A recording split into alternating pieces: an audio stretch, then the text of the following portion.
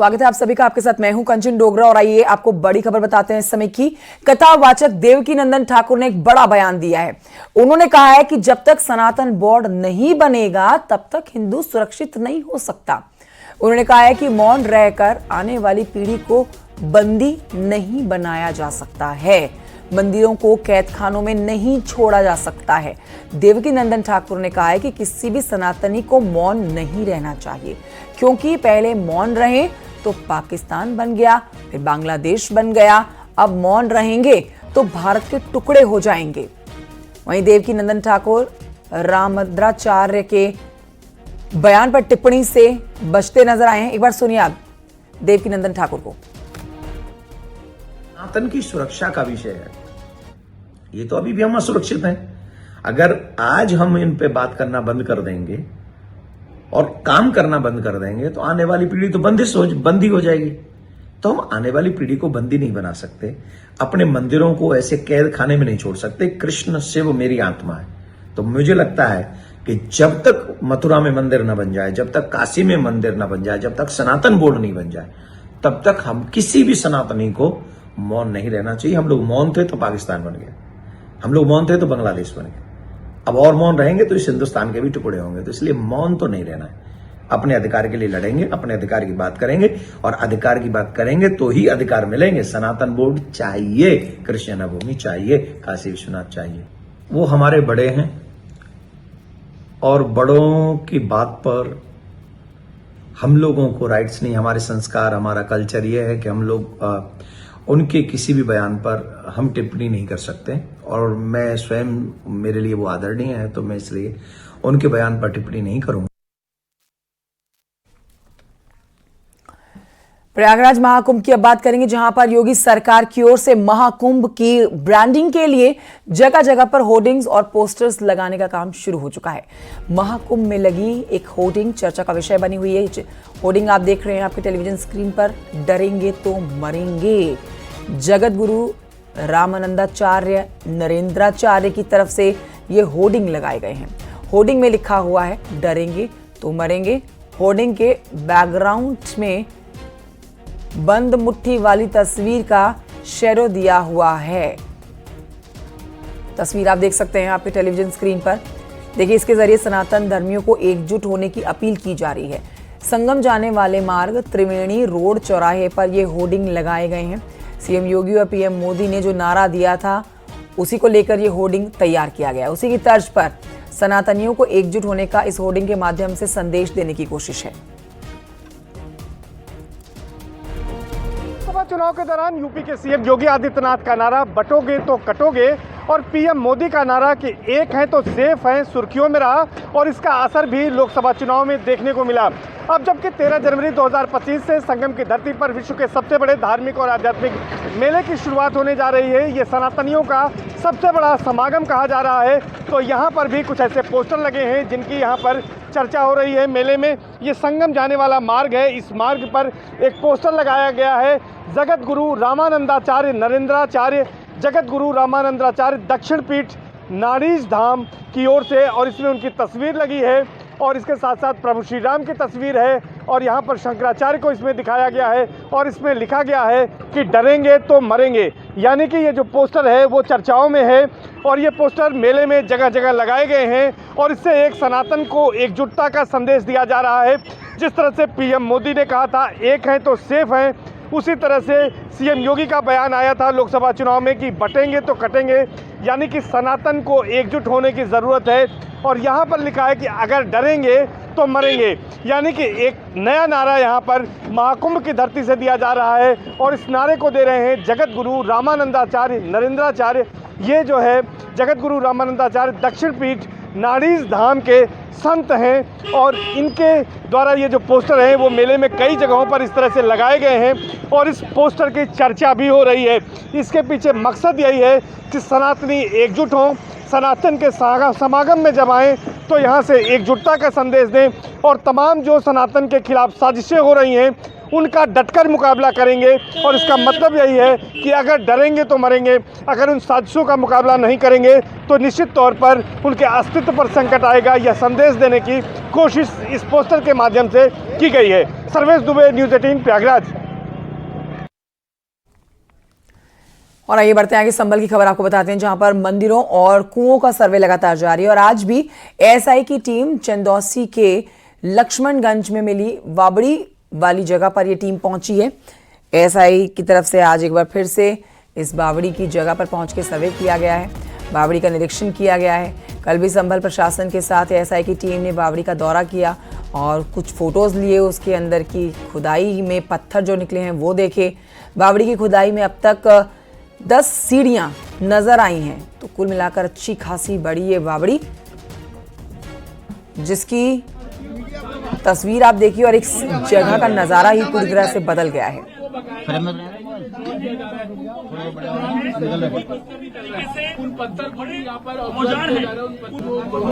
Time लगेगा, time इसलिए लगेगा कि अभी तो ऊपर तक जो पोर्शन था तो हम लोगों को जेसीबी ट्रैक्टर लगा करके मलबा उठा लिया, लेकिन अब अंदर स्ट्रक्चर है। यदि हम लोग जेसीबी या कोई मशीन लगाते हैं तो स्ट्रक्चर को क्षति होने की संभावना है, जिसके नाते हम लोग मैनुअली जो है लेबर जो है फाड़ा और तहसील से एक खट्टी मट्टी उठा करके बाहर कर रहे हैं, तो उससे जो है टाइम लग सकता है। कितनी खुदाई हो चुकी है अब तक? कितनी खुदाई हो चुकी है अब तक?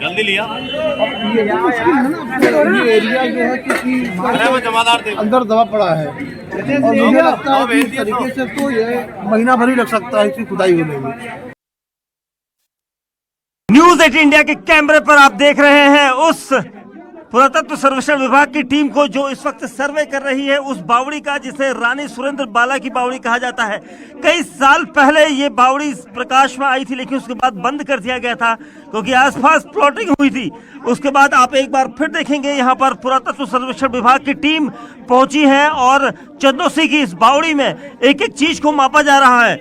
ये देखा जा रहा है कि ये स्ट्रक्चर कितने साल पुराना है, क्योंकि हमेशा से हमने देखा कि एएसआई की टीमें उस धरोहर के लिए यहाँ पर पहुंचती है और इसे ऐतिहासिक धरोहर माना जा सकता है, क्योंकि टीमें यहाँ पर पहुंची हैं और कोशिश उनकी यही है कि इस पूरे बावड़ी को चेक किया जाए, क्योंकि बावड़ी की लगातार 3 दिन से खुदाई चल रही है और खुदाई के दौरान कई सारी चीजें मिलने की आशंकाएं थी।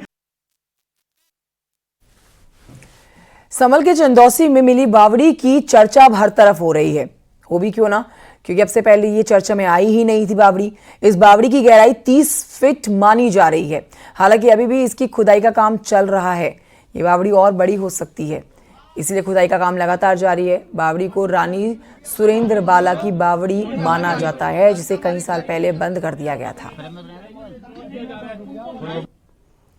मेरे विजय प्रदीप प्रधान इस तरफ दिखाएंगे। देखिए, बावड़ी को लेकर कई सारे सवाल अभी भी उठ खड़े हुए हैं, क्योंकि जो बावड़ी का हिस्सा है उसको मैं अंदर जाकर यहाँ तो दिखाना चाहूँगा, क्योंकि बावड़ी अब खुद रही है। बावड़ी अब लगभग इतनी खुद रही है कि इसमें कुछ दिन जो 2 दिन पहले भी टीमें आई थी, जांच किया गया था।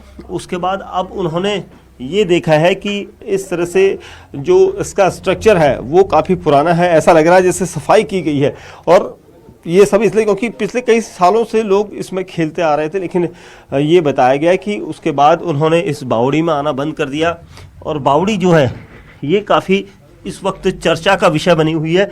और देखिए, इसके अंदर का जो स्पेस है वो भी यहाँ पर आपको देखने के लिए मिलेगा। बावड़ी का जो स्पेस है ये अंदर ही अंदर चल रही है बावड़ी, क्योंकि ये कहा जाता था कि जो प्रशासनिक अमला है वो ये बता रहा है कि ये बावड़ी जो है काफ़ी साल पुरानी है और जब सैन्य टुकड़ियाँ जो थी वो इस बावड़ी में ठहरने के लिए आती थी। हालांकि जो इससे पहले भी हमने देखा, वो देखिए अंदर को इस तरह से जो रास्ते हैं बावड़ी के अंदर, अभी खुदाई और होनी है तब बावड़ी का पूरा जो स्ट्रक्चर है वो सामने आएगा। लेकिन न्यूज़ 18 इंडिया की टीम आपको इस बावड़ी के अंदर जाकर दिखा रही है कि किस तरह से इस बावड़ी में एक तरफ से दूसरी तरफ जाया जा सकता है और दूसरी तरफ से अलग रूट से निकला जा सकता है। और इसीलिए इस बावड़ी के हम हर रूट को आपको रूबरू करा रहे हैं, क्योंकि न्यूज़ 18 इंडिया पर हमने सबसे पहले इस बावड़ी में घुसकर दिखाया था कि ये बावड़ी किस तरह की है। और इस बावड़ी में कितने रूट्स हैं, ये आपको हम दिखा रहे हैं इस रूट को, क्योंकि अब बावड़ी लगभग खुदने के कगार पर है। थोड़ा और नीचे खुदेगी, क्योंकि जो रानी सुरेंद्र बाला के समय की है, लोगों ने इसे 1857 से भी जोड़ा, उससे पहले की ये बावड़ी नज़र आ रही है। तो कुल मिला के अभी इस बावड़ी में कई सारे स्ट्रक्चर है। आज यहाँ पर एएसआई की टीम पहुँचेगी, जांच टीमें पहुँच रही हैं, रोज पहुँच रही हैं, तो वो ये देखेंगे, पुरातत्व सर्वेक्षण विभाग की टीमें, चाहे वो राज्य की हो या केंद्र की हो, वो यहाँ पर इस स्ट्रक्चर को देखेंगे कि ये स्ट्रक्चर जो बनाया गया है वो कितना पुराना है। क्योंकि देखिए अब मैं खड़ा हो चुका हूँ और ये इस प्लास्टर को देख के लगता है कि इसका जीर्णोद्धार किया गया है। इसका मतलब साफ है कि पुराने समय में कई साल पहले यहाँ पर सैन्य टुकड़ियाँ रुकती थी, बावड़ी के अंदर रुककर वो अपना समय बिताती थी। वहीं संभल के चंदौसी में खंडहर में तब्दील हुए बांके बिहारी मंदिर की प्रशासन ने पैमाइश की है। तहसीलदार धीरेन्द्र कुमार सिंह जानकारी उन्होंने दी कि शिकायत के बाद बांके बिहारी मंदिर की पैमाइश कराई गई है। प्राचीन मंदिर के अवशेष मिले, मंदिर के अंदर भगवान शिव के चिन्ह मिले, साथ ही उन्होंने कहा कि मंदिर का जीर्णोद्धार कराया जाएगा। एक ऐसा मंदिर चंदौसी में है जिसे बांके बिहारी और भगवान शिव का मंदिर कहा जाता है। इस मंदिर की जीर्ण हालत को देखकर आपको शायद यकीन ना आए, लेकिन मैं आपको दिखा दूं कि ये पुराना, कई बरसों पुराना बांके बिहारी जी का मंदिर है और भोलेनाथ का मंदिर भी इसी को कहा जाता है। दोनों का यहाँ पर मंदिर है और इस मंदिर का जो कंस्ट्रक्शन है कई साल पुराना है, आपको दिखाई देगा। लेकिन अब ये बताया जा रहा है कि प्रशासन की टीम ने यहाँ पर मुआयना किया था, पैमाइश की थी ताकि इस मंदिर के स्ट्रक्चर को देखा जा सके। कई पुराना, बरसों पुराना ये मंदिर है, जहाँ पर ये गर्भगृह की जगह है जिसे हम दिखाना चाहेंगे मेरे बाईं तरफ। और ये सब स्ट्रक्चर आप देखेंगे तो कई साल पुराना स्ट्रक्चर है, जिसके बाद इस पर जो बांके बिहारी जी की मूर्ति होती थी, गर्भगृह जो होता था वो इस जगह के पास होता था गर्भगृह। और गर्भगृह में अमूमन जो यहाँ पर पहले भक्त आते थे वो गर्भगृह में आते थे। गर्भगृह बिल्कुल यहाँ पर आप ये स्ट्रक्चर देखेंगे पुराना स्ट्रक्चर हो चुका है, बिल्कुल जीर्ण शीर्ण हालत में है। इस गर्भगृह में यहाँ पर बांके बिहारी जी की मूर्ति थी जिसमें परिक्रमा भी चारों तरफ होती थी, लेकिन यहाँ से जब लोग गए तो वो इन मूर्तियों को लेकर यहाँ से चले गए। शिव का एक पवित्र शिवलिंग था जिसे भी यहाँ से लेकर लोग चले गए, क्योंकि ये सारा स्ट्रक्चर आपको दिखाई देगा कई साल पुराना स्ट्रक्चर है, मजबूत स्ट्रक्चर है। और यहाँ पर शिवलिंग हुआ करता था जिसकी पूजा लोग करते थे, क्योंकि इसके अंदर अभी भी कई निशान इसमें मौजूद हैं। इस शिवलिंग के आसपास की जो जगह है वहाँ पर कई स्वास्तिक बने हुए और यहाँ पर भगवान शिव की भी फ़ोटोज़ लगी हैं।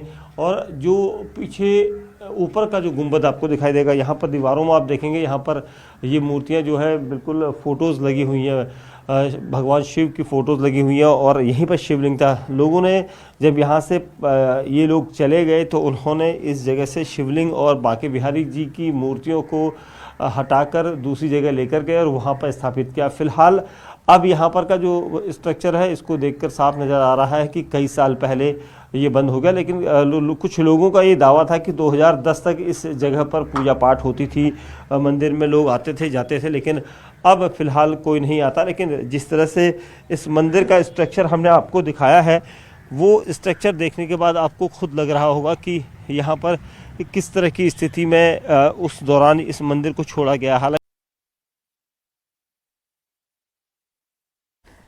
खबर जौनपुर से, जहां पर पुल के नीचे कथित काली मंदिर होने का मामला तूल पकड़ता जा रहा है। तो कथित काली मंदिर यहां पर मिला जिसका मामला तूल पकड़ता हुआ नजर आ रहा है।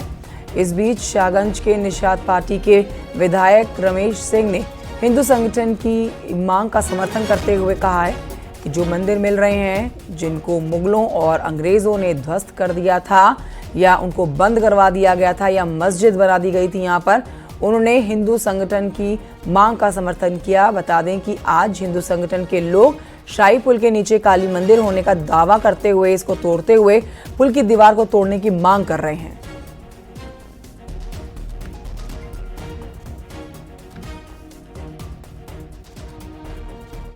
जो मेरा व्यक्तिगत राय है, अगर मंदिर मिल रहे हैं जो हमारे सनातन धर्म के अनुसार जिनको मुगलों द्वारा या जो अंग्रेज थे उनके द्वारा मंदिरों को ध्वस्त कर दिया गया था या उनको परिवर्तित कर दिया गया था। अगर आज हिंदू समाज अगर उसकी मांग कर रहा है तो मुझे लगता है ये बहुत अच्छी चीज़ है और हर एक समाज को, हर एक धर्म के लोगों को इसमें एक दूसरे का साथ देके वो कार्य होना चाहिए। पूर्व प्रधानमंत्री अटल बिहारी वाजपेयी जी की आज 100वीं जयंती पर लखनऊ में कई कार्यक्रमों का आयोजन किया गया। इस मौके पर सीएम योगी और रक्षा मंत्री राजनाथ सिंह ने अटल जी को श्रद्धांजलि अर्पित की। सीएम योगी ने अटल जी की इस जयंती पर आयोजित प्रदर्शनी का उद्घाटन किया और मुआयना भी किया। इस दौरे पर सीएम योगी ने कहा कि कार्यक्रम और भी ज्यादा सफल बनाने के लिए यहाँ पर अटल जी के आदर्शों पर चलना बहुत जरूरी है। मुख्यमंत्री योगी आदित्यनाथ ने कहा कि क्राइम और भ्रष्टाचार पर जीरो टॉलरेंस ही सुशासन है।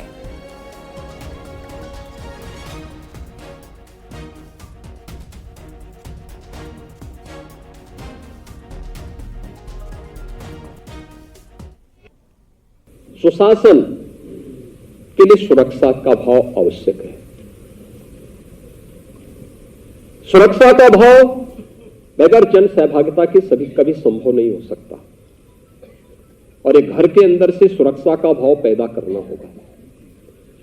घर के अंदर व्यक्ति सुरक्षित है तो सामुदायिक रूप से भी सुरक्षा का भाव स्वतः स्फूर्त भाव के साथ पैदा होता हुआ दिखाई देगा और हमें इसके लिए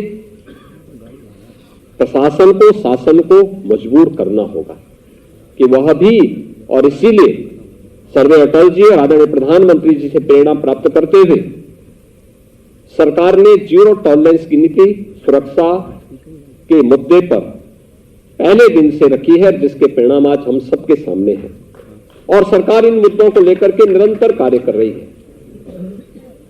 अपराध और अपराधियों के प्रति जीरो टॉलरेंस है तो भ्रष्टाचार और भ्रष्टाचारियों के प्रति भी सरकार की नीति जीरो टॉलरेंस की है और यही दो मुद्दे हैं जो सुशासन की नींव को मजबूती प्रदान करते हैं। किसी की धार्मिक क्रिया में बाधा न हो, हमारी उत्तर प्रदेश की सरकार ने योगी आदित्यनाथ जी के नेतृत्व में इस काम को किया है।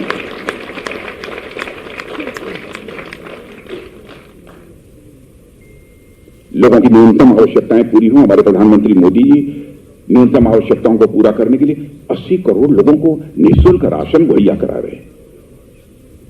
कोई ये कह सकता है कि आप राशन मुहैया करा रहे हैं, इसका मतलब कि व्यक्ति काम करना बंद कर देगा।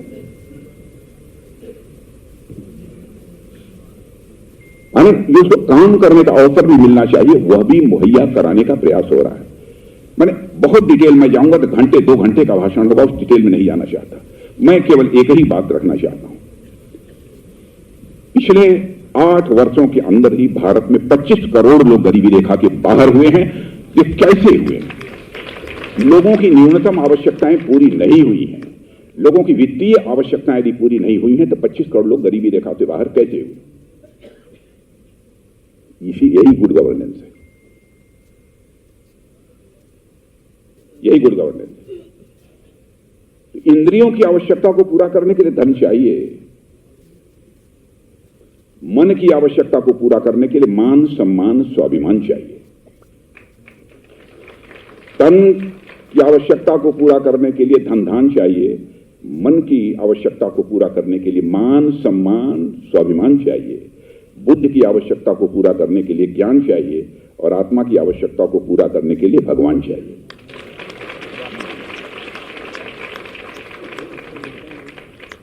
जो काम करना चाहते हो उनको रोजगार मिले, कुछ कमाने की जो विधाएं होती हैं वो अवसर उपलब्ध हो, योग्यता, क्षमता और प्रतिभा के आधार पर वो हो। हमारी गवर्नमेंट वो देने की कोशिश कर रही है। मैं डिटेल में जाऊंगा तो मैं सिद्ध कर सकता हूं कि कैसे हमारा प्रयत्न। मैं नहीं करता हूं कि हम बिल्कुल 100% सैचुरेशन तक पहुंच गए हैं, यह मैं दावा नहीं करना चाहता, लेकिन सैचुरेशन की दिशा में हम बढ़ रहे हैं, यह बात मैं कह सकता हूं दावे के साथ।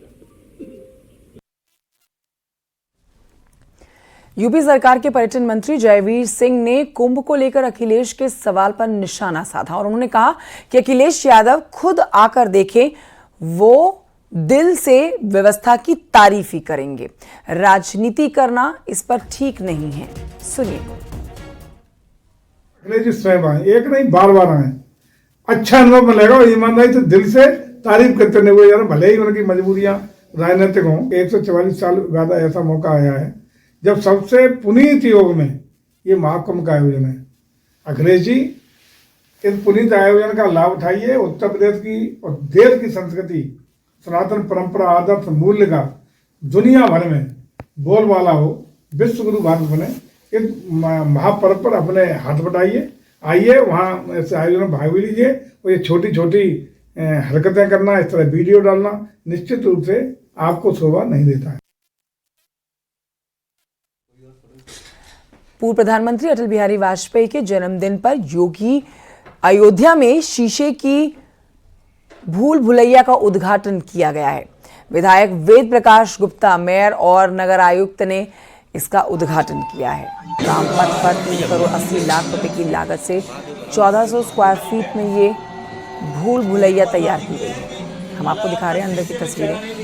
ये आप भूल भुलैया की तस्वीरें अंदर देख रहे हैं, जहाँ पर आप देखेंगे भूल भुलैया में घुसकर माता सीता की खोज करनी है।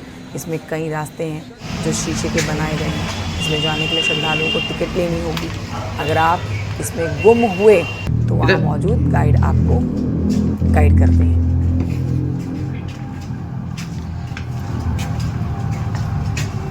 और अयोध्या आने वाले दर्शकों को अम्यूजमेंट के साथ साथ पौराणिक सूचनाओं से, पौराणिक जानकारियों से कैसे हम लोग संबद्ध कर सकते हैं, इस दृष्टिकोण से हमारे नगर निगम की बहुत अच्छी पहल है। और आज अटल जी का जन्मदिन है तो उस कारण से हम लोगों ने आज इसकी शुरुआत की है और यह आज के दिन निःशुल्क है। बाकी हम लोगों ने यहाँ पे जो हम लोगों के टिकट्स हैं उसमें बच्चों के लिए, समूह के लिए, इन सब के लिए अलग से भी व्यवस्थाएं कर रखी हैं। अयोध्या आने वाला व्यक्ति एक अनुभव लेकर जाए, एक एक्सपीरियंस लेके जाए और टहलते घूमते उसको एक यहाँ पे यहाँ की जो पौराणिक सभ्यता है उससे भी परिचित हो, इसका पूरा ख्याल रखा गया है। रक्षा मंत्री राजनाथ सिंह ने सीएम योगी की तारीफ की है। सीएम योगी को उन्होंने बताया डायनामिक मुख्यमंत्री। यूपी में तेजी से विकास हो रहा है, राजनाथ सिंह ने कहा है। क्या कुछ बोले हैं, सुनिए। मैं बैठे बैठे सोच रहा था कि उनके परफॉर्मेंस को देखते हुए मैं क्या कहूं। तो मैं कह सकता हूं कि हमारे उत्तर प्रदेश के dynamic and doer chief minister.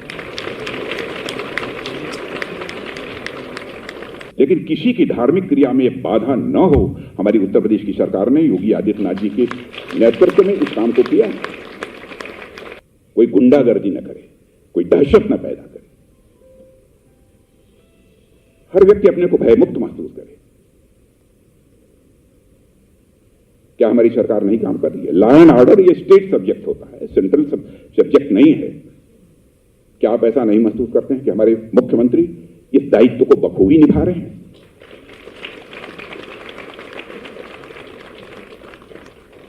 समाज भयमुक्त होना चाहिए, तभी हर व्यक्ति सुख और आनंद की प्राप्ति करेगा।